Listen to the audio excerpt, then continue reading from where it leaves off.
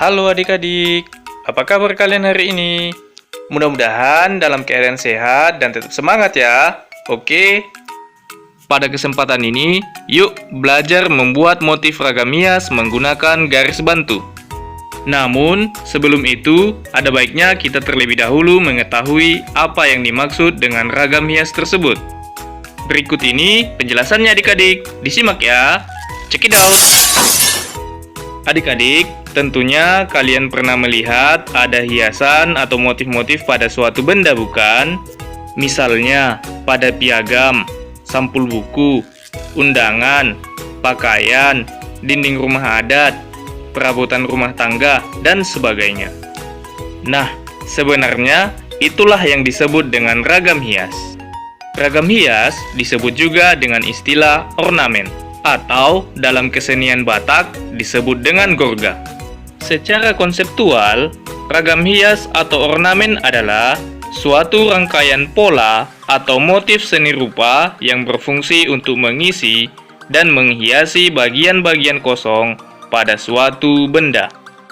Ragam hias dapat diterapkan pada berbagai bahan atau benda dengan menggunakan teknik-teknik tertentu. Adapun teknik-teknik penerapannya disesuaikan dengan bahan atau benda yang digunakan. Misalnya, pada bahan kayu, teknik yang dapat digunakan diantaranya yaitu teknik pahat, teknik ukir, dan teknik lukis.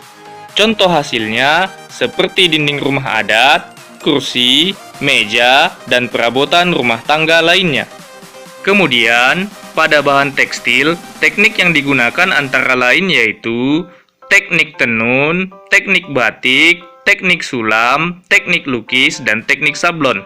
Contoh hasilnya seperti ulos, songket, sajadah, pakaian batik, taplak meja, dan sebagainya. Selain itu, dapat juga diterapkan pada bahan logam, kertas, plastik, gipsum, dan sebagainya.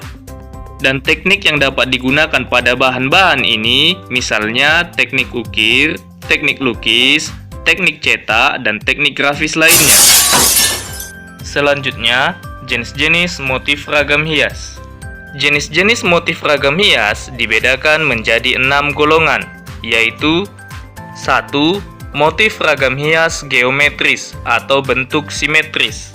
2. Motif ragam hias figuratif atau bentuk manusia. 3. Motif ragam hias flora atau bentuk tumbuhan. 4. Motif ragam hias fauna atau bentuk hewan. 5. Motif ragam hias kosmos atau bentuk benda-benda alam.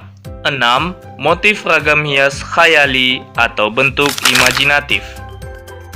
Kemudian, bentuk motif ragam hias dapat dibuat dengan cara 1. Repetisi atau pengulangan bentuk. 2. Deformasi atau perubahan bentuk. 3. Stilasi atau penggayaan bentuk.